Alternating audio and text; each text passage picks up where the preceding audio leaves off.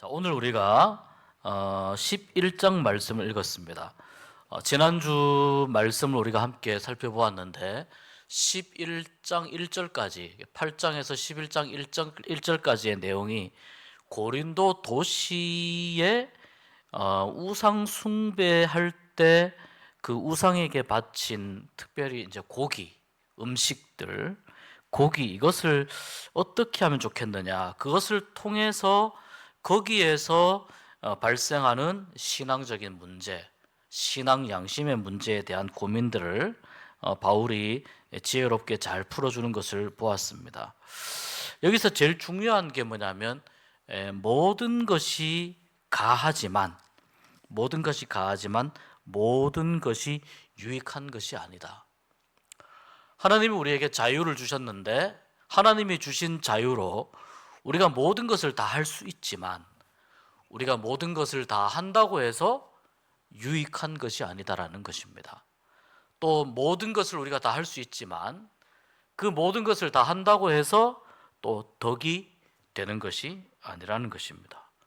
그래서 교회 생활에서 가장 중요한 기준 중에 하나는 뭐냐면 다 가능할 수 있어. 하나님 안에서 다 가능할 수 있습니다만 다른 형제, 다른 자매에게 덕이 되느냐, 유익이 되느냐, 이 기준을 가지고 하라는 것입니다.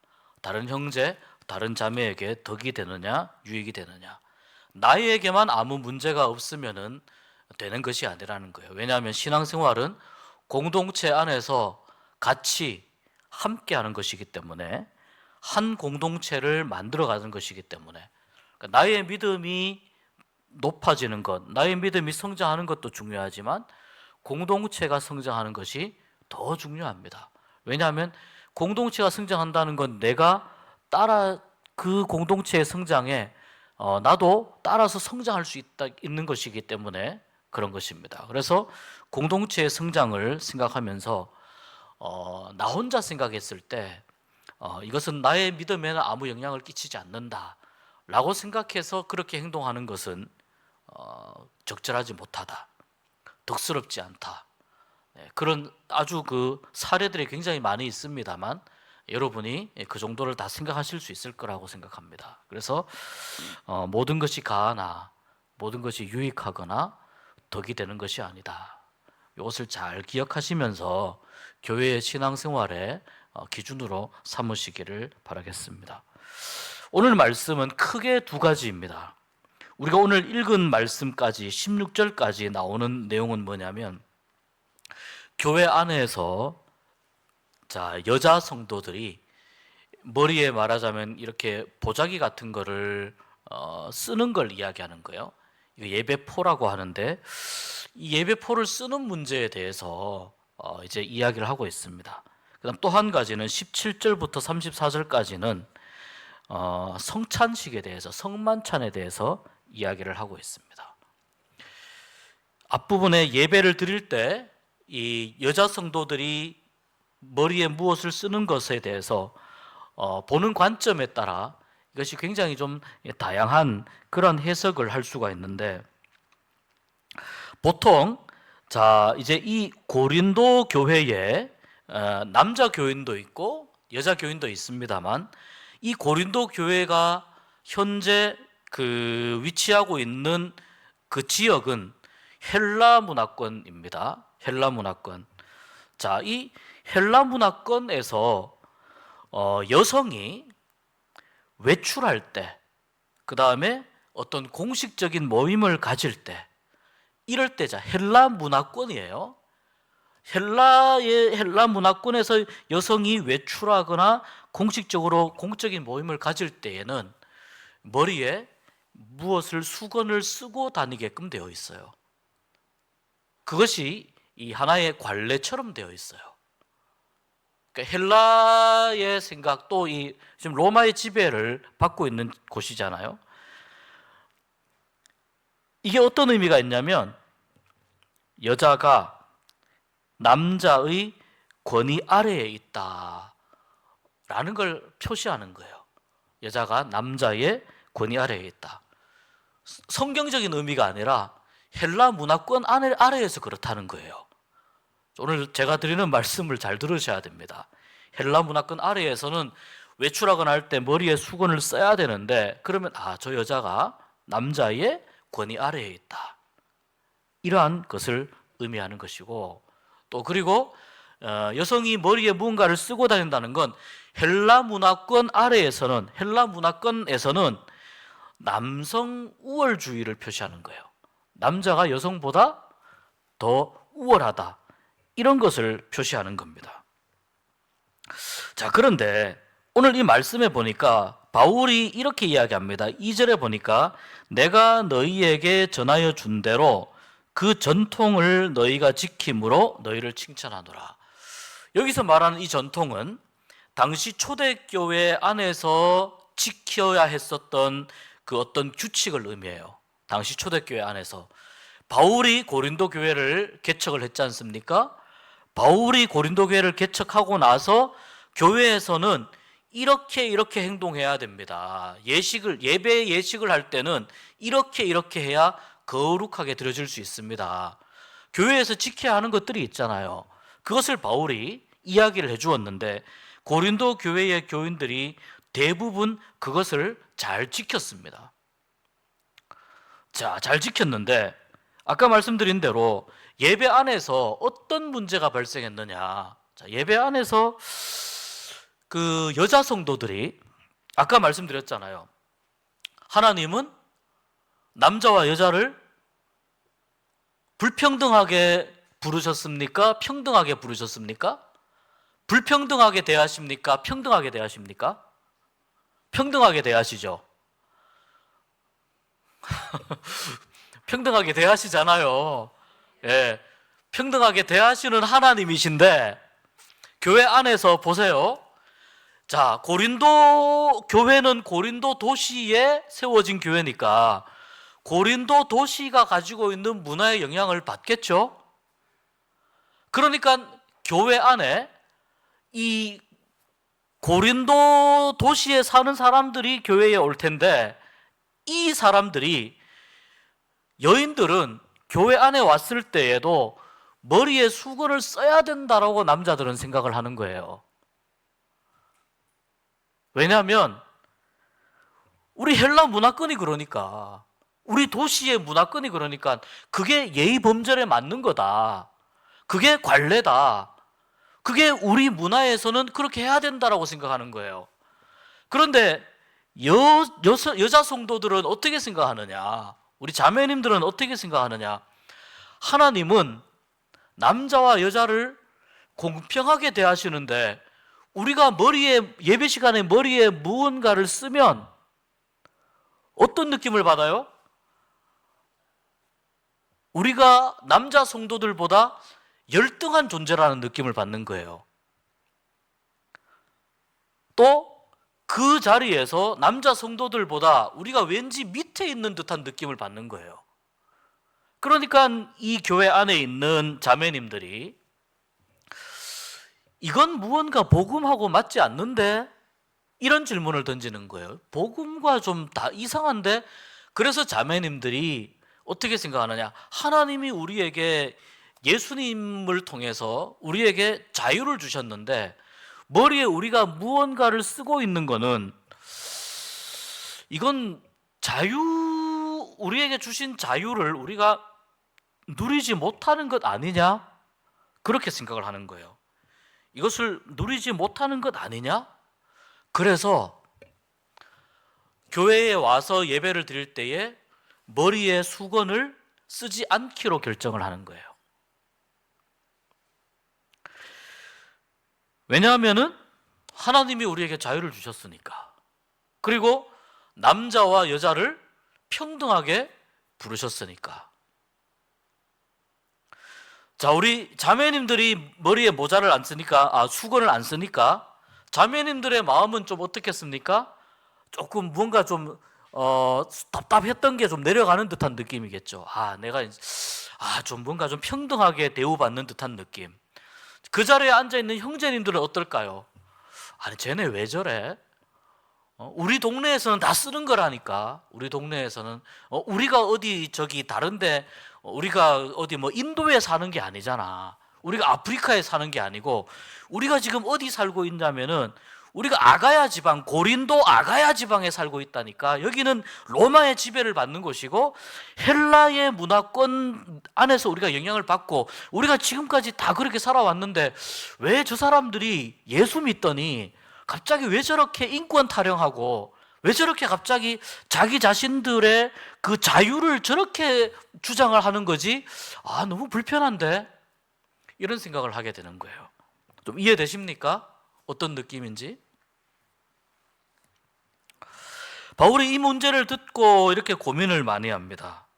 고민을 많이 하는데, 자, 원론적으로는 머리에 수건을 쓰지 않는 것이 원론적으로는 맞습니다. 왜냐하면 우리 주님이 우리에게 자유를 주셨기 때문에.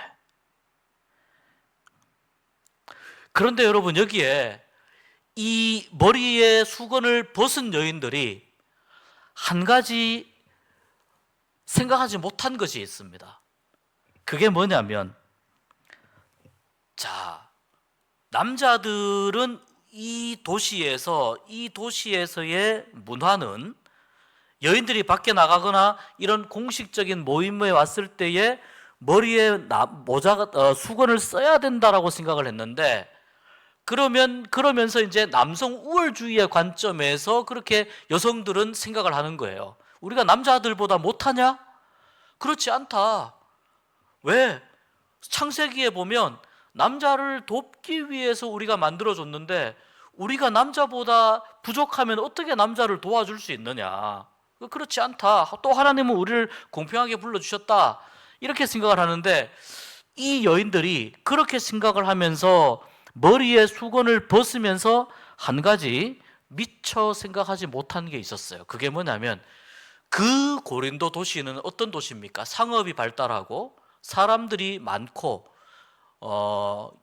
여행객들도 굉장히 많고 또 많은 신전들이 있기 때문에 성적으로 굉장히 문란한 도시라고 그랬죠. 성적으로 아주 문란한 도시입니다.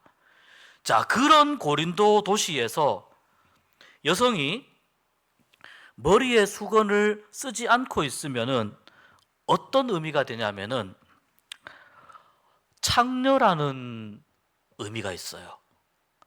내가 머리에 수건을 안 쓰고 있으면은 나는 창녀입니다 라는 걸 스스로 이야기하는, 남자들이 봤을 때 아, 저 여인은 결혼해서 가정이 있고 그렇게 살아가는 사람이 아니고 저 여인은 창녀구나 라고 보는 또 문화가 있다는 거예요. 그리고 또 한 가지는 이 수건을 쓰지 않은 여인을 바라보는 관점이 또 어떤 관점이냐?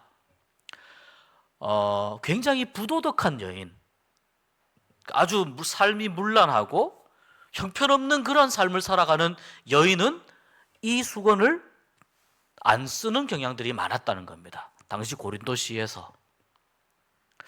저는 이렇게 설명하는 게 좀 이해가 됩니다. 제가 이렇게 뭐 많은 곳을 여행해 보지는 않았지만 이렇게 조금 이렇게 몇몇 나라들 제법 좀 여행을 하면서 느꼈던 것 중에 하나가 뭐냐면은 어느 나라 어느 도시든지 간에 그 지역에 가면 그 지역의 독특한 문화들이 있어요. 근데 그 독특한 문화들 중에 이렇게 여행을 안내하는 사람이나 아니면은 그 지역에 가면 또 이렇게 친구를 사귈 수가 있거든요. 친구들이 이런저런 이야기를 해주는 것들이 있습니다. 우리 도시는 어느 지역으로 가면 거기는 굉장히 좀 우범 지역이니까 웬만하면 그쪽 지역은 가지 마라. 그 다음에 다닐 때 어떤 행동을 하면 그건 어떤 의미가 있기 때문에 어떤 손짓을 한다든지 그런 행동들은 안 하는 것이 좋다. 이런 이야기들을 그 지역에 가서 사귄 친구들이 해주는 경우들이 꽤 있었어요. 제가 자유여행을 좋아하기 때문에. 그런데 이제 그런 이야기를 들으면서 실제로 이렇게 그런 행동들을 굉장히 조심하면서 그 어느 골목으로 가면 조심해라 이런 이야기들을 듣잖아요. 실제로 그런 골목에 가보면은 정말 그 친구가 설명해 준 대로 그러한 모습들이 그 골목에 있는 것을 많이 보게 됩니다. 뭐 제법 여행객들이 많이 오는 도시들은 대부분 그렇게 여행객들이 조심해야 될 일종의 불문율 같은 것들이 있습니다. 근데 고린도 도시에도 그런 게 있었다는 겁니다. 수건을 쓰고 있으면 오히려 정숙한 여인이라고 하는 이미지가 있고, 또 수건을 쓰고 있으면 남자의 권위 아래에 있는 여인이구나 라고 하는 부분이 있는데, 이것이 이제 여인으로서의 인권과 자유를 발견하는 입장에서는 이 수건이 가져다 주는 이미지가, 그 느낌이 굉장히 좋지 않았다는 건 사실입니다. 그런데 수건을 벗음으로 인해서 얻게 되는 유익보다는 수건을 벗음으로 인해서 얻게 되는 불이익과 잘못된 이미지가 훨씬 더 크다고 바울은 생각을 한 거예요. 그 교회 안에 있지만, 교회 안에 그 남자 성도와 여자 성도가 있지만, 이 남자 성도와 여자 성도가 같이 함께 있으면서 남자 성도가 여자 성도를 바라볼 때, 저 자매님은 정말 주님이 주신 자유를 마음껏 누리기 위해서 수건을 벗고 있구나 라고 보는 것보다는, 그렇게 보는 관점보다는 저 여인은 삶이 굉장히 방탕한 사람이구나, 이렇게 볼 수 있는 관점이 훨씬 더 강했다는 거예요. 교회 안에서 본인은 그렇게 살지 않지만 그게 훨씬 더 강했다는 거예요. 그래서 바울이 뭐라고 이야기하느냐 하면은, 우리가 여기 성경에 보면은 바울은 남자와 여자에 대해서 이 말씀에 보면은 11절에 이렇게 이야기합니다. 주 안에는 남자 없이 여자만 있지 않고 여자 없이 남자만 있지 아니하니라, 이렇게 이야기합니다. 물론 이 앞부분에 보면 여자가 남자에게서 났다, 또 9절에 보면 남자가 여자를 위해서 지음을 받지 아니하고 여자가 남자를 위하여 지음을 받았다 라고 이야기하지만, 그러나 뒤로 넘어가면서 바울은 어떻게 이야기하느냐, 이 12절에 보십시오. 이는 여자가 남자에게서 난 것 같이 남자도 여자로 말미암아 났음이라. 그리고 모든 것은 하나님에게서 났느니라. 바울은 여기에서 어떤 누군가에게 있어서 종속 관계로 설명하지가 않습니다. 종속 관계가 아니라 어떤 순서의 문제로 이야기를 하고, 그 다음 뭐라고 해야 될까, 역할의 문제로 이야기를 합니다. 순서의 문제로 이야기를 하고 역할의 문제로 이야기를 하고, 그리스도인으로서 어떤 행동을 했을 때에 작은 오해보다는 더 큰 오해를 받을 수 있는 가능성에 대해서 바울이 이야기를 합니다. 우리가 여러분 그런 경우들이 굉장히 많아요. 그리스도인뿐만 아니라 그냥 일반적으로 일반 시민으로 살아갈 때 어떤 행동이나 말, 이런 것들을 통해서 사소한 오해는 괜찮은데 받을 필요가 없는 굉장히 큰 오해를 받을 경우들이 종종 있어요.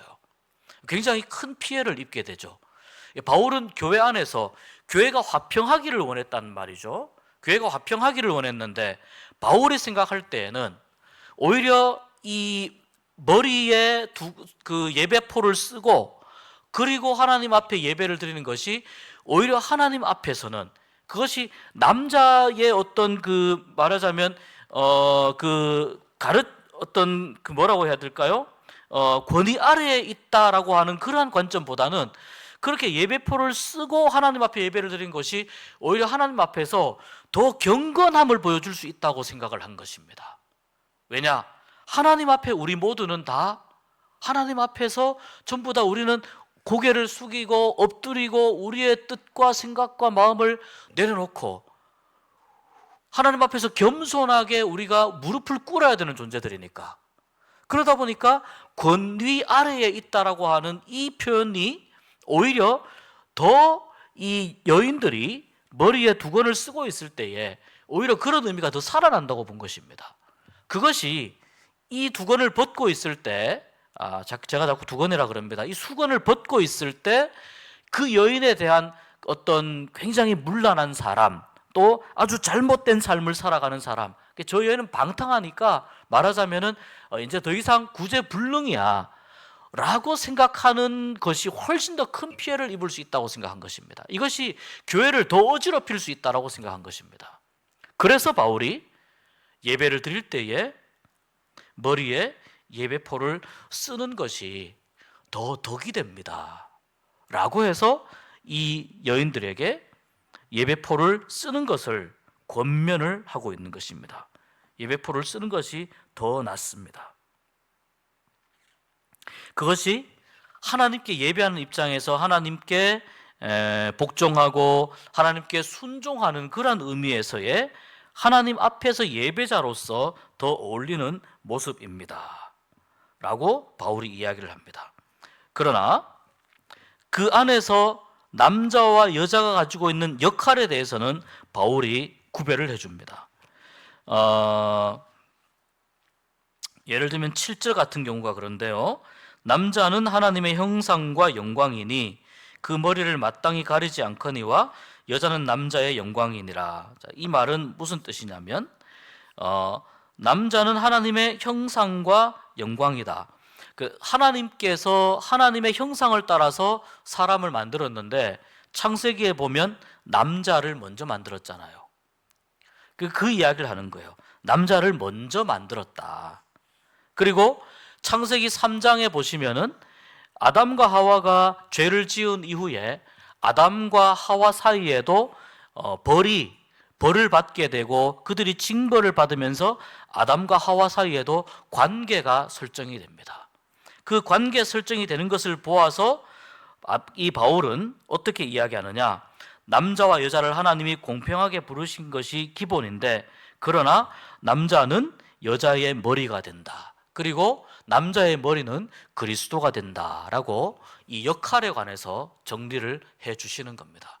실제로 여러분, 이 특별히 가정이 믿음으로 세워지기 위해서 굉장히 중요한 부분이 하나 있습니다. 그게 뭐냐면은 가정이 믿음으로 세워지기 위해서는 아빠 또는 남편이 가정의 제사장으로 든든히 서게 되면은요, 가정은 믿음으로 잘 세워지게 돼 있어요. 우리 한국 교회가 보통 교회들이 보면은 남자 성도와 여자 성도의 비율을 따지면 여자 성도의 비율이 훨씬 더 많습니다. 많은데 그래서 많은 가정이 사실은 아빠를 위해서 또 남편을 위해서 많이 기도를 합니다. 사회생활을 하다가 보니까 교회를 다닐 시간이 또 많이 없게 되고 그러다 보니 자연스럽게 남성들이 교회 오기 힘든 이러한 사회적인 구조가 되어 있습니다. 한국 사회의 특성이 또 그걸 그것도 뭐라고 말할 수는 없는 것입니다. 그런데 여러분, 그런 과정 속에서도 계속해서 어떻게 하면은 아빠의 자리, 남편의 자리가 어떻게 하면은 가정에서의 제사장으로 세워질 것인지에 대해서 여러 가지 많은 다양한 연구와 고민들을 하게 되거든요. 예를 들면 아이들 그 축복문을 가지고 그 아이들 축복문을 그냥 쓰는 거예요. 아버지 학교나 이런 데 가면은 그런 축복문들이 있어요. 근데 이제 또 시중에도 아버지가 아이들 자녀에게 해줄 수 있는 축복기도 이런 기도문들이 있어요. 그런데 그 기도문을 가지고 그냥 아이의 머리에 손을 얹고 기도하면서 아빠가 그렇게 기도를 해주잖아요. 그러한 어떤 역할들, 이런 것들을 통해서 어떻게 하면 가정이 신앙적으로 회복될 수 있느냐, 이런 부분들에 대한 어떤 그 연구들을 가정사역이라든지 또는 기독교 교육 관련 되는 그런 여러 기관들에서 사실은 많이 하고 있는데 그렇게 될 때에 굉장히 가정이 신앙적으로 질서가 잘 이렇게 잡혀가는 것을 보게 됩니다. 그래서 여기에서 성경에서 말씀하는 건 그것입니다. 가정에서 어쨌거나 아빠가 또는 남편이 가정에서 제사장의 역할을 하는 것이 영적인 원리이다. 그렇게 할 수 있도록 가정이 잘 이렇게 또 아내가 또 엄마가 또 그런 부분들을 역할을 지혜롭게 잘하는 것이 굉장히 중요하다. 이런 원리가 이제 여기에 들어가 있는 것입니다. 그래서 하나님은 남자와 여자를 평등하게 부르셨지만 그러나 남자는 여자의 머리가 되고 남자의 머리는 그리스도가 되신다 라고 하는 부분에 대해서 바울이 이제 명확하게 이야기를 하고 있습니다.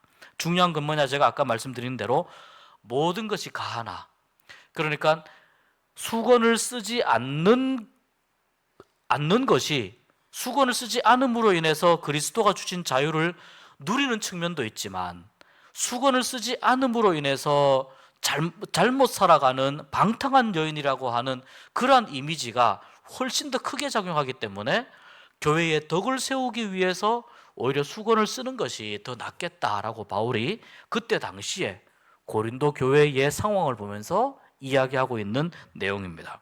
자, 이 부분들을 보면서 우리가 교회 안에 말씀을 기준으로 해서 교회에서 일어나는 여러 가지 그 오해의 소지가 되는 일들, 이러한 일들을 어떻게 지혜롭게 해결할 것인지에 대한 그러한 어떤 하나의 지침을 우리가 확인을 하게 됩니다. 그것은 결국 교회의 화평을 위한 것이라는 거예요. 교회의 화평을 위한 것이고, 또 하나님이 보실 때에, 하나님께서 보실 때에 교회 안에서 올바른 그 영적인 질서가 잘 자리 잡히는 것, 그것이 무엇인가라고 하는 것에 대해서 초점을 맞추어 가면서 교회에서 일어난 여러 가지 문제들을 해결하고, 또 그 문제들을 해결하면서 좋은 교회, 건강한 교회를 만들어 가야 된다는 것입니다.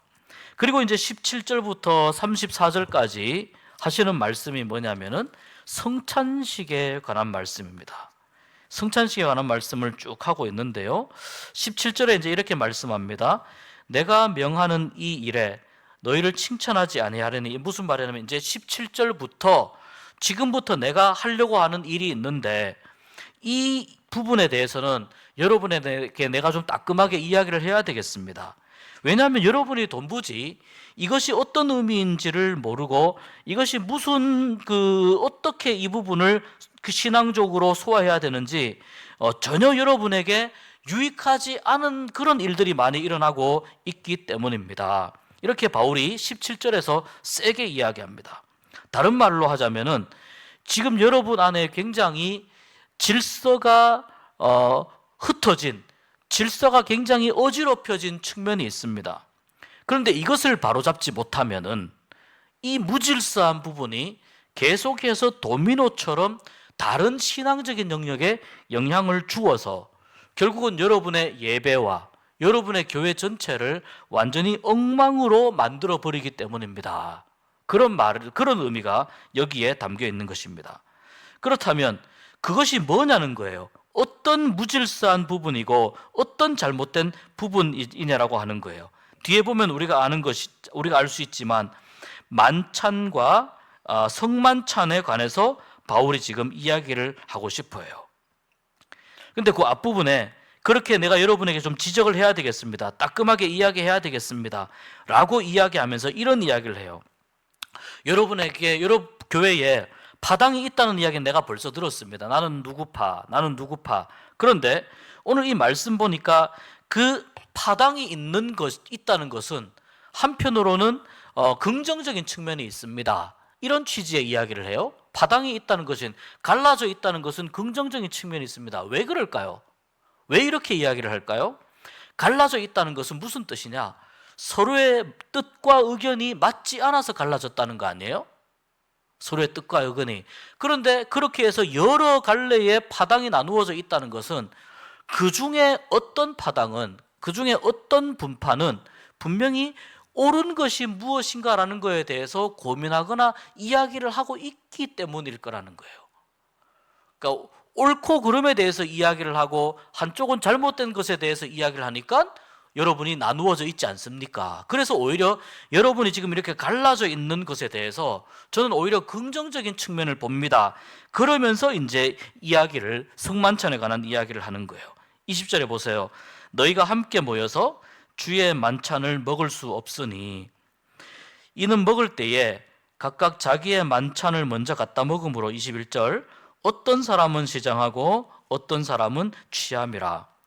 자, 이게 무슨 말이냐면 이 만찬은 이런 거예요. 지금 이제 공동 식사를 의미하는 거예요. 우리가 예배 마치고 내려가서 식당에서 우리가 함께 국수를 먹거나 밥을 먹지 않습니까? 주일날. 그것처럼 이 고린도 교회도 자, 예배를 마치고 나서 함께 밥을 먹는 또는 예배 시간 안에 함께 식사를 하는 순서가 있는데 어떤 문제가 있냐면은 어떤 사람들은 자기 집에서 많이 가지고 오고 어떤 사람은 자기 집에서 조금 가지고 와요. 당연히 좀 있는 사람은 많이 가지고 오겠죠. 가난한 사람은 조금 가지고 오겠죠.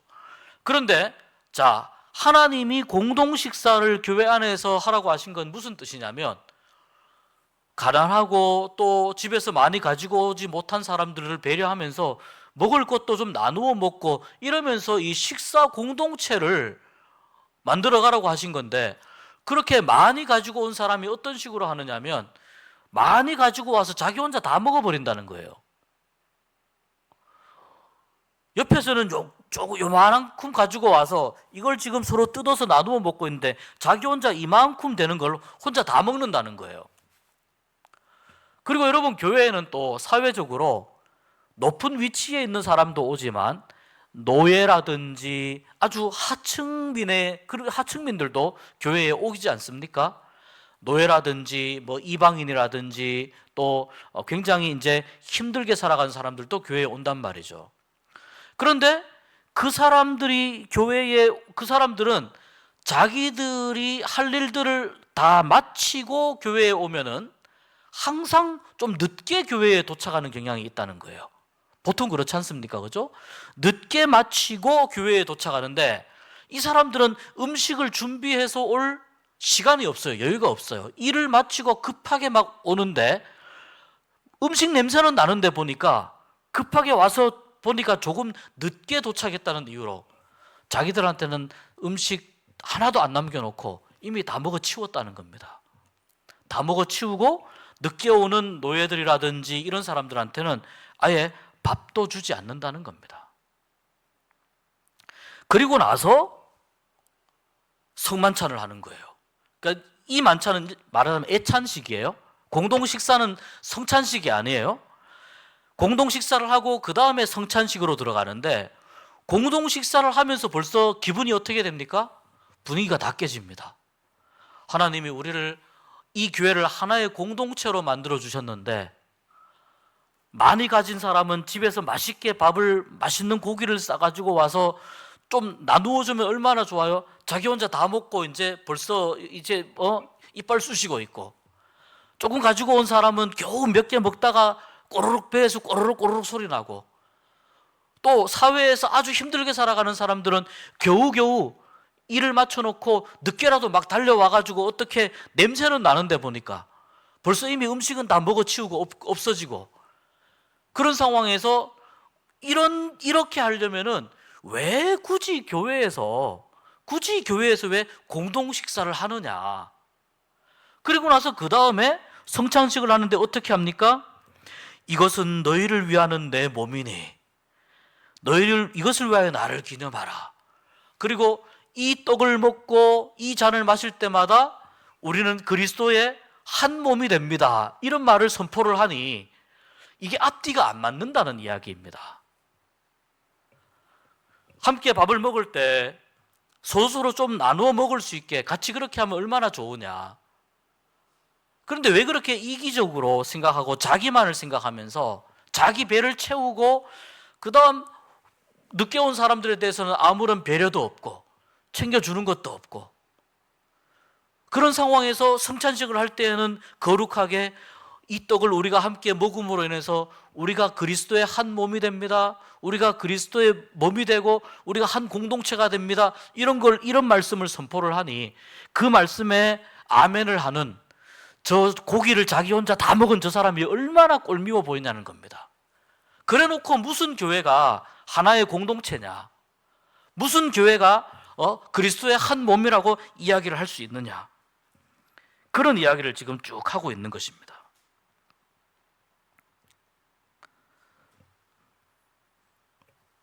자, 여러분 여기 보시면은 바울이 이런 이야기를 쭉 하면서 교회 공동체의 하나됨 그리고 이들이 성만찬 또 애찬식 이런 것들을 통해서 하나님 앞에 거룩한 예배를 올려드리는 그러한 모습 가운데에서 이들이 하나님 앞에 예배를 거룩하게 올려드려야 되는데 거룩하게 올려드리지 못하고 예배 가운데에서 서로의 마음이 상하고 서로 공동체가 되지 못하고 서로 마음이 찢어지고 이런 현상들이 지금 계속 일어난다는 거예요. 여기 파당이라는 말이 있는데요, 바울이 같은 바울입니다. 갈라디아서 5장에서 하나님 나라를 유업으로 받지 못할 사람들에 대해서 이야기를 하고 있어요. 하나님 나라를 유업으로 받지 못하는 사람들 보십시오. 우상 숭배, 술수를 부리는 사람, 원수 맺는 것, 분쟁하는 것, 시기와 분냄과 당 짓는 것, 분리하는 것, 이단, 이런 것들은 육에 속한 것들이어서 하나님 나라를 유업으로 받지 못할 만큼 하나님께서 심각한 죄로 여기신다는 거예요. 우리가 이단, 우상숭배 이런 건 좀 이해가 됩니다. 근데 술수 부리는 것, 원수 맺는 것, 교회 안에서 원수 맺는 건 마찬가지예요. 분쟁하는 것, 시기하는 것, 누가 나보다 더 잘 되는 것 같으면은 시기하고, 또 화내는 것, 분내는 것, 당짓는 것, 분리하는 것, 나누는 거죠. 자꾸 나누는 거. 이런 것들이 육에 속한 것이기 때문에 바울이 갈라디아 5장에서 하나님 나라를 유업으로 받지 못하는 사람들, 못하는 그러한 잘못으로 이야기를 하고 있어요. 그만큼 여러분, 교회 안에서의 화평이 중요하고 어떻게 교회를 하나 되게 할 것인가, 교회의 하나됨이 그만큼 중요하고 또 교회 안에서 덕을 세워가는 것이 그만큼 중요하다는 것을 바울이 이야기를 하고 있습니다.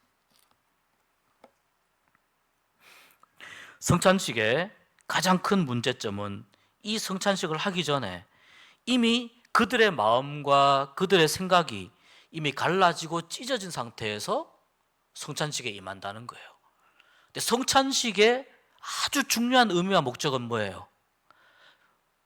하나님 안에 우리가 하나입니다. 이걸 고백하는 것이거든요.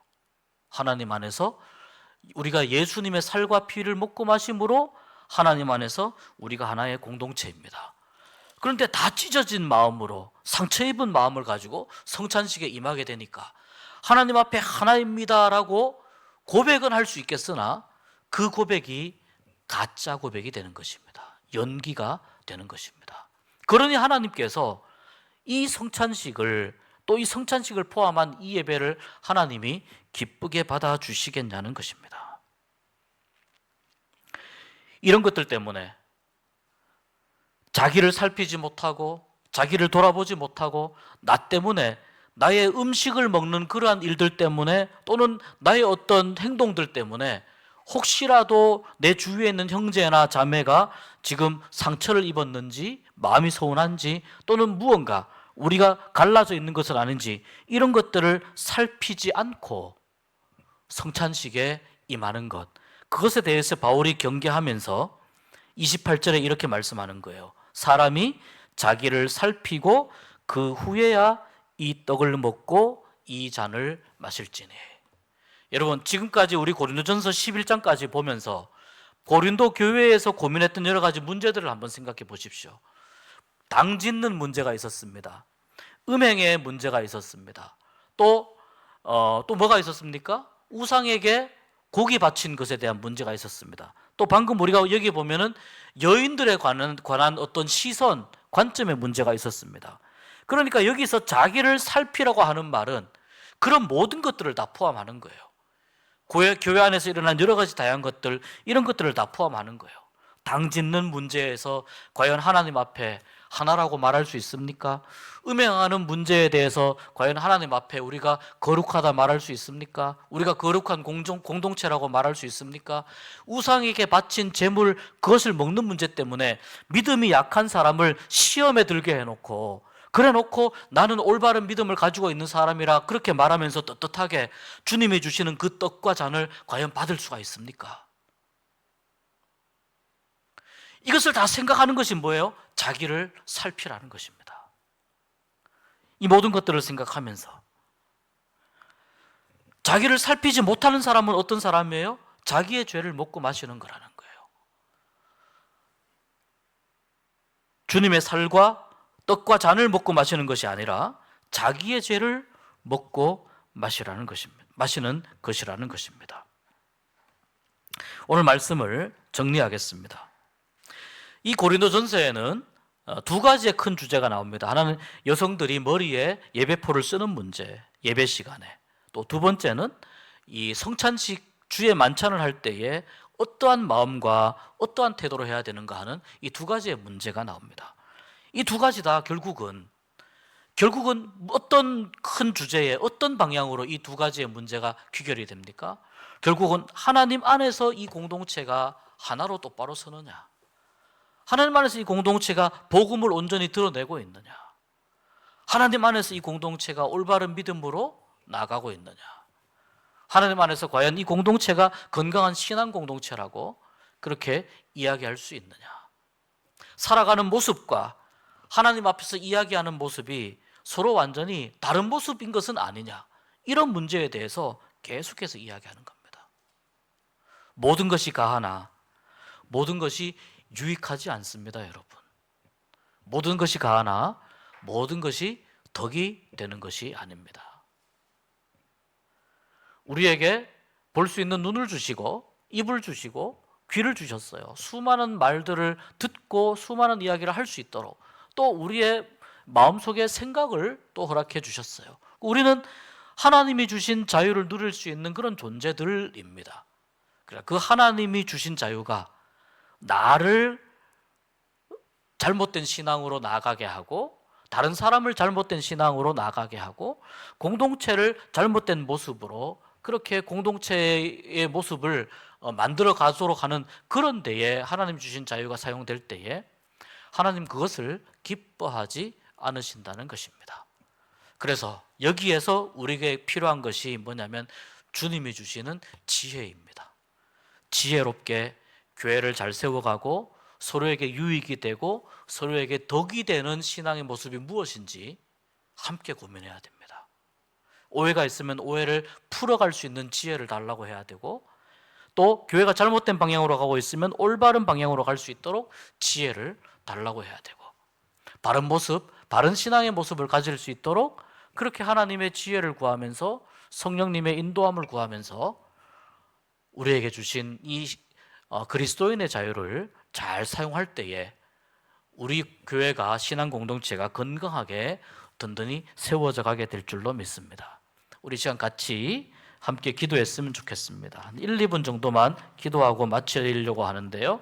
하나님 아버지, 우리가 혹시 너무 나의 입장과 나의 관점만 생각하느라고 다른 사람을 내가 잘못 바라보거나 오해하고 있는 것은 없습니까? 저 사람의 진심은 저것이 아닐 텐데 내가 잘못 판단하고 있는 것은 없습니까? 과연 나의 생각이 이 공동체에 덕이 되는 것입니까? 나의 말과 행동과 신앙이 과연 다른 형제 자매들에게 유익하고 덕이 되는 것입니까? 하나님, 나를 바른 믿음, 바른 신앙 또한 유익과 덕을 끼치는 그러한 그리스도인으로 살게 하여 주시고 우리 교회, 우리 신앙 공동체를 그러한 공동체로 세워갈 수 있도록 은혜를 베풀어 주시옵소서. 우리 1, 2분 함께 기도하고 마치겠습니다.